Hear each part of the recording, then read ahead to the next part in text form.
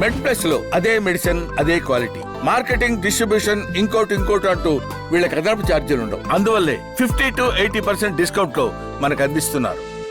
మీరు ఇప్పటివరకు ఆల్మోస్ట్ ఒక 5,000 స్పైన్స్ ని సర్జరీ చేసి చూస్తుంటారు యాక్చువల్గా. బట్ ఇప్పటికీ ఎవరికైనా ఇట్లా స్పైన్ సర్జరీ చేయాలి అనగానే ఒక రకమైన అప్రిహెన్షన్ వస్తుంది. నేను పక్షవాతానికి గురవుతానా, లేకపోతే ఇంకా తీవ్రంగా మంచానికి పరిమితం అవుతానా అనే ఆలోచన ఇప్పటికీ చాలా మందికి ఉంది. అబ్సల్యూట్లీ. ఈ అపోహను తొలగించడానికి మీరు ఏం చెప్తారు? ఇది జనాల్లోనే కాదండి, ఈవెన్ ఇన్ డాక్టర్ కమ్యూనిటీస్ లో కూడా ఈ స్పైన్ సర్జరీ స్టిల్ ఒక స్టిగ్మా లాగా ఉంటుందండి. అమ్మ స్పైన్ సర్జరీ అంటారు. I don't know why, because probably అంటే ఎర్లియర్ డేస్ గురించి మనం చెప్పుకుంటే ఇప్పుడు వాళ్ళ లెవెల్ ఆఫ్ ట్రైనింగ్ కానీ ఇవన్నీ సెపరేట్గా ఉంది. ఎందుకంటే everybody had to do everything ఆ టైంలో. కానీ ఇప్పుడు ఒక గత 2 దశాబ్దాలుగా చూసుకుంటే at least in this part of the world, అంటే మన భారతదేశంలో spine awareness in the teaching side పెరిగింది. అంటే స్పెషల్గా స్పైన్ సర్జరీ అనే ఒక యూనిట్ స్టార్ట్ అయిపోయింది. ఎర్లియర్ అంటే ఆర్థోపెడిక్ సర్జన్స్ చేసేవాళ్ళు, కొంత న్యూరో సర్జన్స్ చేసేవాళ్ళు, but most of the time it was orthopaedic surgery కిందే ఉండేది స్పైన్ వాస్. బికాస్ చాలా మంది అపోహ ఏంటంటే వెన్నుపూస నరానికి ఆపరేషన్ చేస్తాం అనుకుంటారు. No, we are not operating for the spinal కార్డ్కి ఆపరేట్ చేయట్లేదు. స్పైనల్ కార్డ్ ఆపరేషన్స్ అంటే వెన్నుపూస నరానికి ఆపరేట్ చేసేది <1%. అంటే అవి కూడా వెన్నుపూస ఎముకలు, కణితలు అలా ఉంటే చేస్తాం, అది <1%. ఇప్పుడు 100 కేసులు చేస్తే దాంట్లో 1-2 ఈ కణితల ఆపరేషన్లు ఉంటాయి. But most of the operation is done on the spine bone. ఏం జరుగుతుందంటే ఈ వెన్నుపూస ఎముకల మధ్యలో డిస్క్ల అరుగుదల కానీ, ఆ ఎముకల మధ్యలో ఉన్న జాయింట్స్ గట్టిపడిపోయి నరాన్ని ఒత్తుతాయి, కానీ నరంలో ఏం ప్రాబ్లం ఉండదు. సో అందరూ నరానికి ఆపరేషన్ అనుకుంటారు. No, we are operating on the bone 95% of the times. So అందుకనే ఏంటంటే మేము అదే కాన్ఫిడెన్స్ ఇస్తాం పేషెంట్స్కి, అంటే మీకు నరానికి చేయట్లేదండి, but we are operating on the spine bone అని చెప్తాం. అందుకనే I say it is a spine surgery is most of it done by orthopaedic surgeons అని నా ఉద్దేశం. Actual we are not operating on the spinal cord, on the spinal bone. Okay. అపోహ తీసుకుంటే ఈ పక్షపాతం వస్తుందన్న అపోహ ఎందుకు వచ్చిందంటే అండి, 100లో 1 కేసో 2 కేసులో ఫెయిల్ అయినాయి అనుకుందాం. In anybody's hand it is common, but bad spreads fast than good. ఎందుకంటే ఇప్పుడు కాళ్ళు పడిపోయినాయి అన్న విషయం అందరికీ తెలుస్తుంది, కానీ ఆపరేషన్ చేయించుకున్న తర్వాత వాడు మంచిగా ఉన్నాడు అన్న విషయం చాలా మందికి తెలియదు. ఎందుకంటే వాళ్ళు స్ప్రెడ్ చేసుకోరు కదా. ఎందుకంటే సపోజ్ ఈ వీక్నెస్ రావడం అనేది కూడా చాలా రేర్ అండి, not always all the cases. ఎట్లా జరుగుతుందంటే ఒక ఎగ్జాంపుల్ చెప్తాను అనుకోండి. సపోజ్ వెన్నుపూస ఎముకకి దెబ్బ తగిలి మనకి పక్షపాతం వచ్చింది అనుకుందాం. ఆయనకి ఆపరేషన్ ఎందుకు చేస్తాం మనం అంటే రికవరీ అయిద్దని చెయ్యం. మోస్ట్ ఆఫ్ ద టైమ్స్ ఎందుకు చేస్తాం, ఆయన రీహాబిలిటేషన్ గురించి చేస్తాం మనం. అంటే అట్లీస్ట్ ఆయనను కూర్చోబెట్టడానికి, వీల్ చైర్లో కూర్చోబెట్టడానికి చేస్తాం. బట్ జనాలు ఎలా ఉంటుంది, వాడికి ఆపరేషన్ చేసినా కానీ కాళ్ళు పడిపోయినాయని చెప్తారు.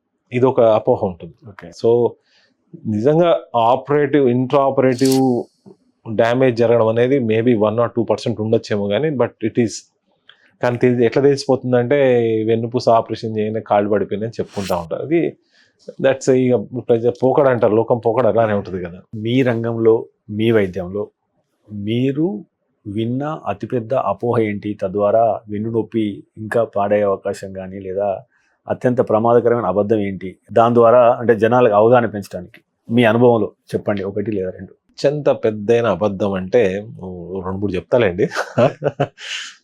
పెద్ద అబద్ధం ఏంటంటే వెన్నుపూస ప్రాబ్లం రాగానే మీ కాళ్ళు పడిపోతాయని చెప్తారు చాలామంది.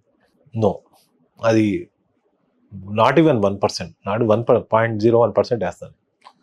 అది ఒకటి. అట్లా భయపెట్టే వాళ్ళు చాలామంది. అట్లా భయపెట్టి దాన్ని ఏంటంటే రకరకాలుగా multiple ways, like not only doctors అనే కాదు, వేరే సబ్సిడరీ బ్రాంచెస్ ఇన్ మెడిసిన్ ఉంటాయి, వాళ్ళు దాన్ని క్యాష్ చేయడం ఉంటుంది. అదర్ థింగ్ ఏంటంటే దేన్నైనా ఒక ఇంజెక్షన్ తోటి తీసేస్తాం.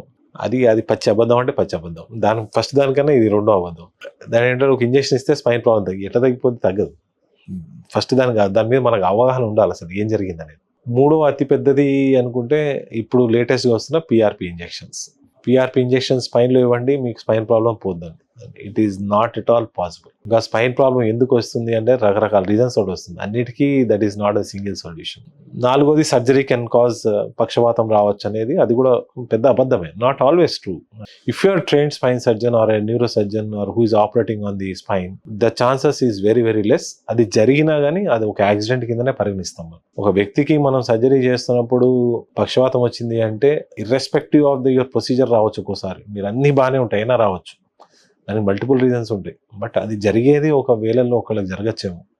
కొన్ని కేసెస్ ఉంటాయి, ముందే చెప్పాలి వాళ్ళకి ఇది వచ్చే అవకాశం ఉంటుంది, ఎందుకంటే వాళ్ళకి చేయకపోయినా వస్తుంది. అది సపోజ్ దాన్ని మైలోపతీస్ అంటాం, మెడలో నరాల మీద ఒత్తిడి ఉంటుంది ఒక్కోసారి. వాళ్ళకి ఓన్లీ సిమ్టమ్స్ ఏంటంటే చేతుల్లో తిమ్మిర్లు, నడక తేడా రావచ్చు. వాళ్ళు మన దగ్గరకు వచ్చినప్పుడు ఎగ్జామిన్ చేసినప్పుడు మనం చూసి వాళ్ళకి we should take them in to confidence that ఎట్లంటే మీకు ఆపరేషన్ చేయకపోయినా ఏదో ఒక రోజు అంటే సడన్ జర్క్ వల్ల కూడా మీరు వీక్నెస్ వచ్చేయచ్చు కంప్లీట్ కాళ్ళల్లో చేతుల్లో.